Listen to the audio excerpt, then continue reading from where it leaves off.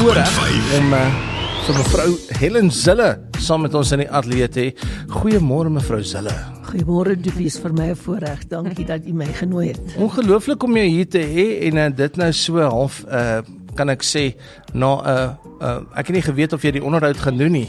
Na die laaste onderhoud wat jy gedoen het, dit was nogals heel in die publieke oog gewees, né? Ja, altyd. Ek doen baie onderhoude, maar as mense met my wil beklei, gaan ek terug beklei. Ja. Ek dink dit is ook net regverdig om jou man te staan en jou punt te staaf, maar voel jy soms oor dat jy nou al so lank in die politiek is, dat die media is nog uit om jou te karniffel of sensasie uit jou uit te lok? Ja, absoluut, en dit kom met die terrein. Ek meen, mens moet dit verwag. Ek verwag dit elke dag en ek het 'n lekker dik vel ontwikkel. Ja, dis wat hulle sê, just another day, part of the job. Juis, net 'n ander dag in die politiek.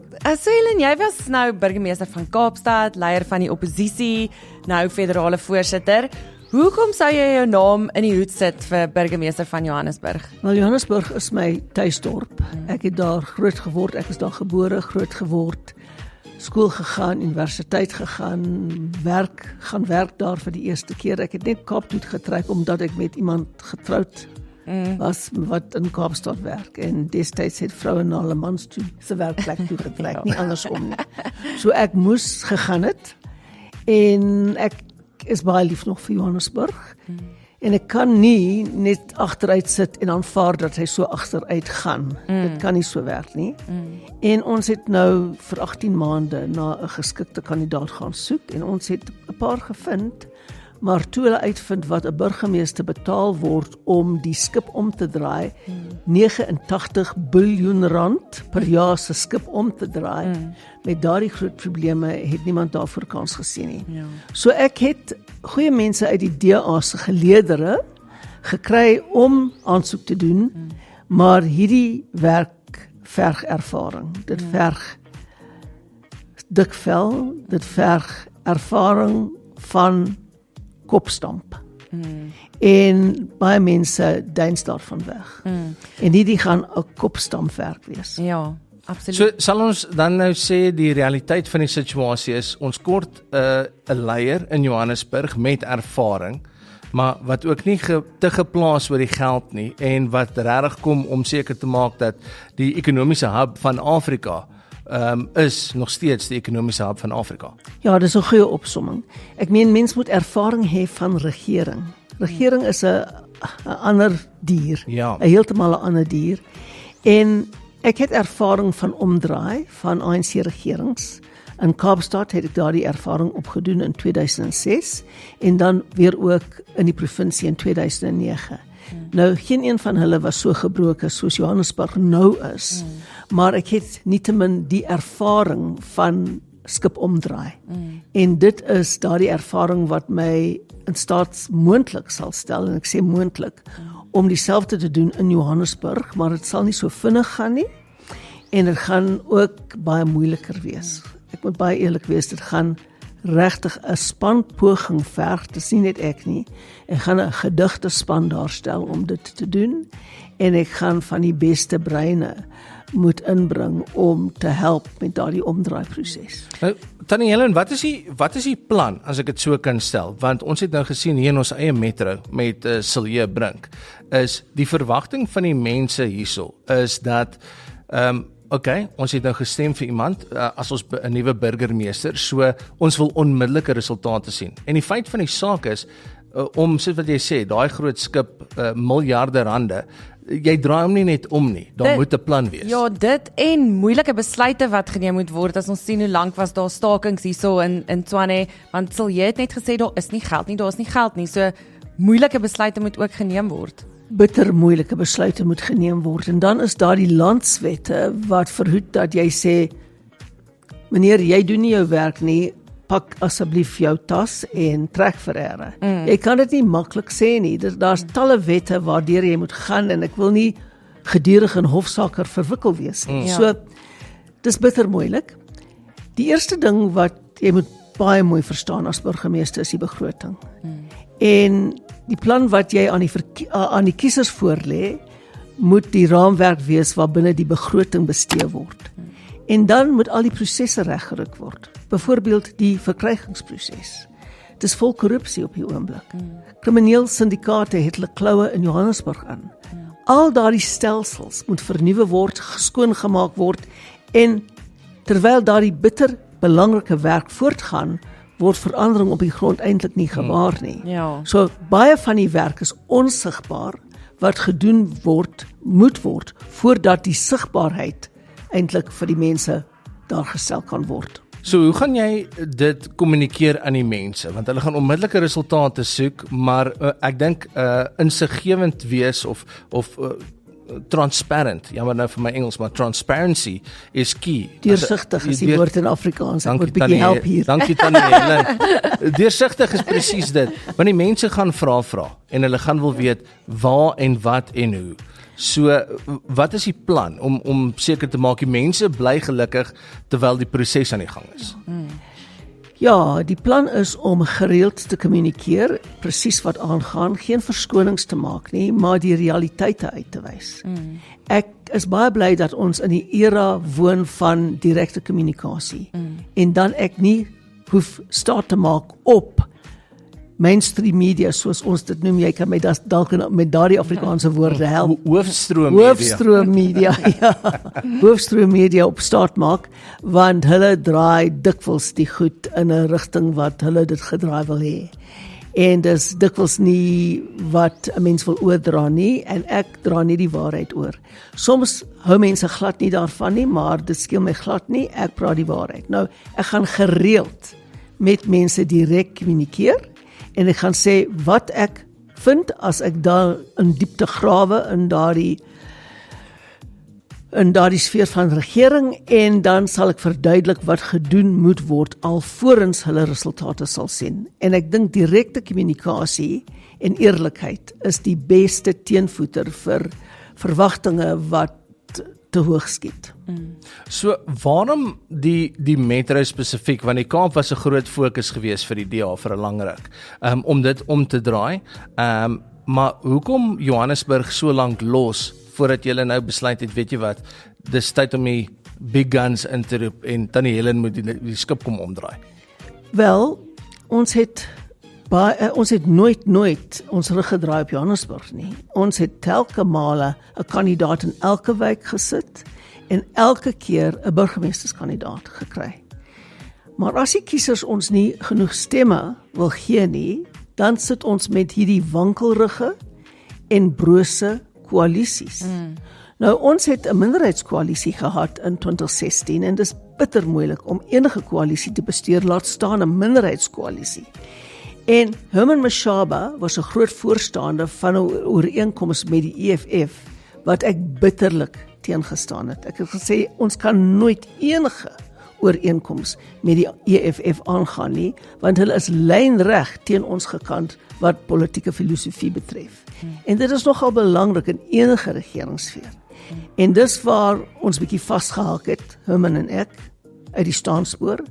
Hy het my heeltemal teengestaan op daardie punt. Hy het gesê, plaaslike regering is nie ideologies nie. Ek het gesê, sodra jy enige ooreenkoms met die EFF maak, is dit nie die einde van die storie. Hulle maak jou die burgemeester, en dan eis hulle pond vleis. Ja. En dit gaan nooit ophou nie. Dis 'n bedrogspel daai. Absoluut. Ja, en dis, so ek het dit teengestaan, en uit die aard van die saak, veral in Paulie van Wyk se boek nou, wys ons hoe die EFF hulle pond vleis geëis het. En ek weet nie wat se beloftes is aan Herman Mashaba gemaak nie, maar hy het half ons trein in Pretoria ook kom ontspoor met die koalisie met Silje en so. Was dit nie vir Herman en Action SA nie, dan het dinge heeltemal anders gelyk, dan was Silje dalk nog ons burgemeester. Ja, ek verstaan nie mooi vir Herman nie. Hy reageer op, hy sê, ek het die hef in die hand en ek sal jou wys aan wie jy jou pos verskuldig is. Dis daardie mentaliteit. Dit gaan nie oor die kiesers nie. Ja. Dit gaan oor eie status en die eie ek. Ellen, gepraat van koalisies en so, jy was deurslaggewend in die onderhandelinge vir die GNU. Hoe is die werksverhouding met die ANC tans? Wel, die ANC het nog nie eintlik besef dat hulle mag verloor het.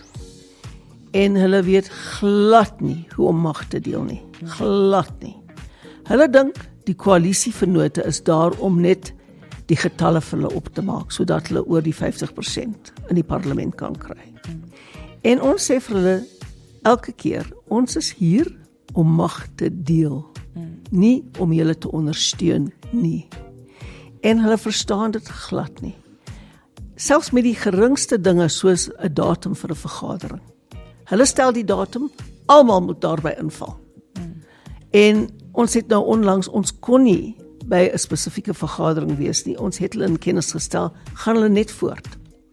Hulle ignoreer elke aspek van die ooreenkoms, die verklaring van voorneme, wat hulle nie van hou nie. Hulle ignoreer dit bloot. Hulle verstaan nie wat 'n ooreenkoms is nie, want hulle is so gewoond aan doen wat hulle wil, en die politiek vir die ANC is binnengevegte. Dit gaan ook glad nie oor die kiesers nie. So hulle dink politiek is om met mekaar te baklei oor wie as president gaan uittreë van die ANC. Of gaan aangestel word, of gaan verkies word. En daar's eintlik nie 'n vry en regverdige verkiesing binne die ANC nie. Dit gaan oor wie kan die meeste stemme koop.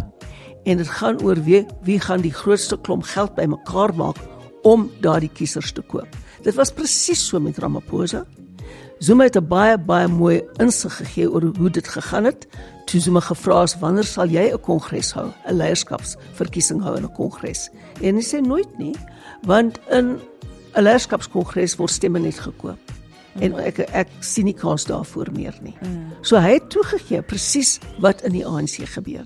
So hulle verstaan nie verantwoordbare mag nie. Hulle verstaan net gekoopte mag en dan die misbruik van mag om daardie posisies te hou. En die binnengevegte gaan daaroor. Dit het niks met die land te maak nie.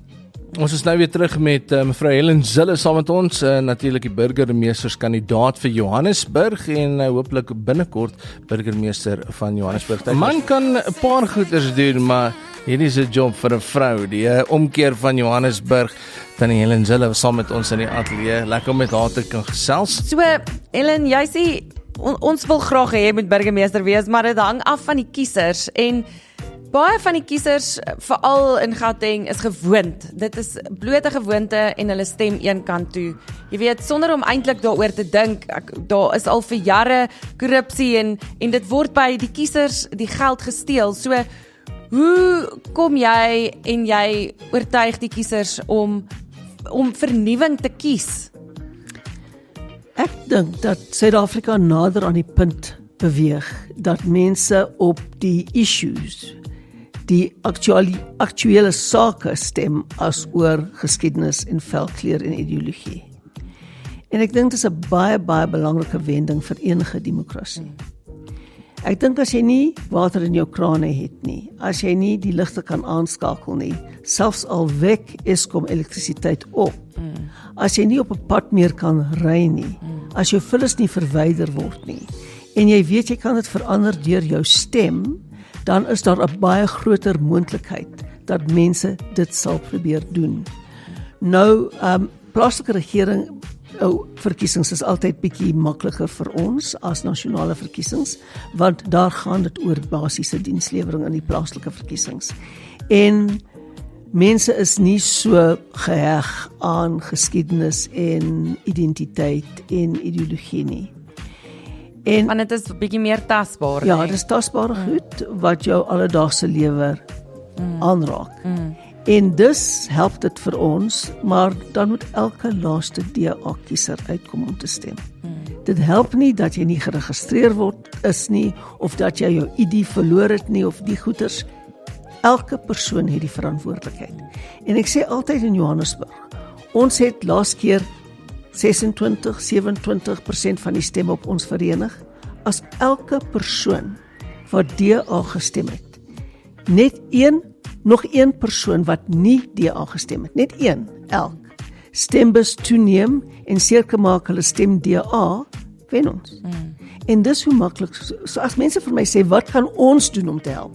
Ek sê, maak seker dat elke persoon wat verlede keer DA gestem het, net een persoon saambring of oortuig wat nie DA gestem het om hierdie keer DA te stem. So as ek so luister na wat jy sê, dan is dit eintlik half, julle hoef nie baie werk te doen nie, om seker te maak julle kry die stemme nie, want die huidige government wat in bewind is nou al vir die laaste, hoe lank in Johannesburg, hulle het hulle eie gat gegrou, wanneer dit kom by water wat in Johannesburg nou al hoe lank nie beskikbaar is nie, elektrisiteit, so dit lyk weer goed vir 'n nuwe burgemeester kandidaat, want dienslewering is nie daar nie, so wat doen jy verander met jou stem?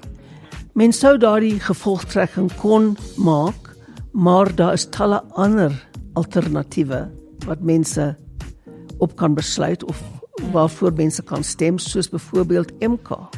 Nou ons weet almal dat MK die dinge net slegter sal laat gaan, en EFF ook, want hulle wil net die tenders oorneem, en niks sal daar gelewe word nie.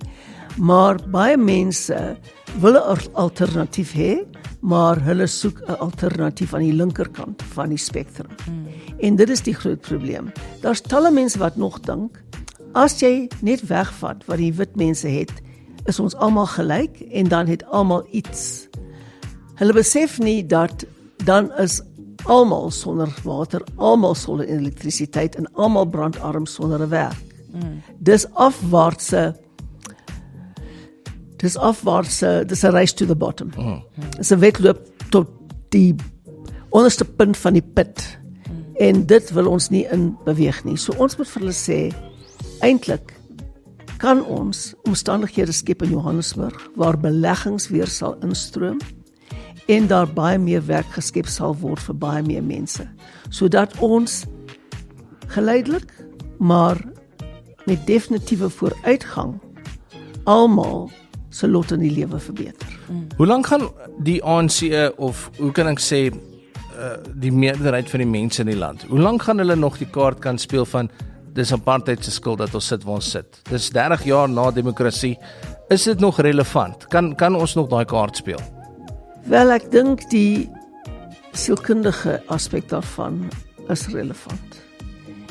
En daar's 'n groot sielkundige deel aan mense se besluite, veral wanneer dit aan politiek gekoppel word.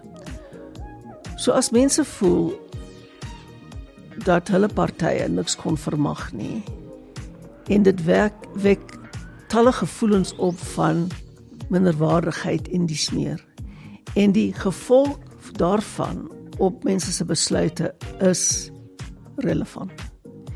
En ons moet dit nooit onderskat nie wat dit doen nie. Mense sal dit nooit erken nie, so direk nie, maar daardie sielkundige faktore is definitief daar en definitief relevant. Maar al hoe meer besef mense, in ons land gaan dit nie oor velkleur nie. Dit gaan oor basiese dienste lewer, dit gaan oor ons stede lewensvatbaar te maak, om weer beleggings te trek en om meer werk te skep. En sodra mense dit besef, hoe gouer kom die besluit, kom ons stem vir 'n party wat 'n trek rekord het om dienste te lewer en 'n stad goed te kan regeer. En ons is besig om nader aan daardie punt te beweeg wat bitter belangrik is in die politiek.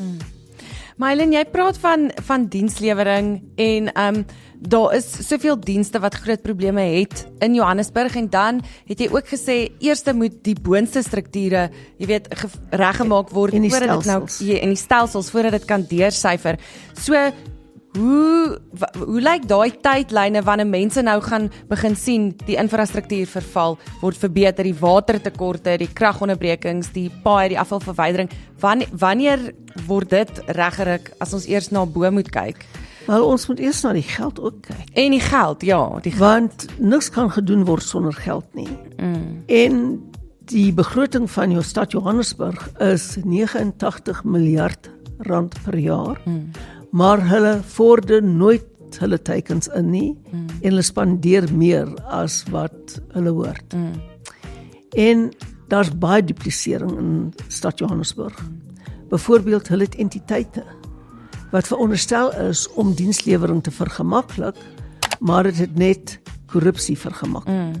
Dis net soos Eskom en ander nasionale entiteite van die regering wat as kanale van geld uittrek vir kaders geword het. En dit moet verander word.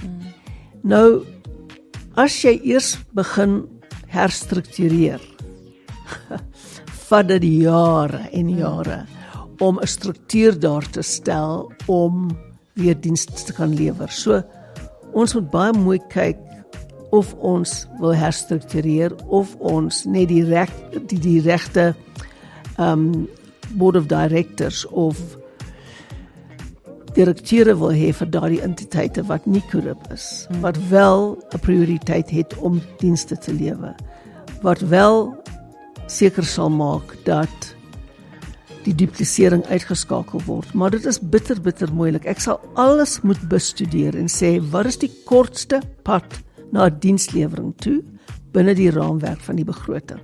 En daardie begroting moet noukeurig deurgegaan word. Ek moet elke lyn item van daardie begroting verstaan, alvorens ek kan sê ek is burgemeester van daardie stad. En 'n begroting is 'n baie ingewikkelde ding in 'n groot metro. Ja, absoluut. So laaste vraag, mevrou Zille, is sien jy uit na die uitdaging van hierdie burgemeesterskap? Want ek meen, jy het nou al diep spore getrap in die politiek in Suid-Afrika. Sien jy uit na hierdie nuwe uitdaging, of is jy net hier om seker te maak die fundament word reggelê vir die volgende kandidaat wat gaan oorvat by jou? Ek sien baie uit na die uitdaging. Ek hou van uitdagings, ek hou van moeilike probleme, ek hou van die proses om dit op te los met ander mense, ek doen dit nooit alleen nie. En ek het gaan soek vir baie goeie kandidate vir raadslede in Johannesburg, so daar gaan 'n baie goeie span wees. En uit daardie span gaan ek 'n burgemeesterskomitee daarstel, en gaan ons saam hierdie groot taak aanpak met die regte adviseurs, met die regte deskundiges, en ek sien regtig uit na die groot Everest wat uitgeklim moet word. Goed. Ek is beskikbaar as daar 'n portefeulje oopgaan.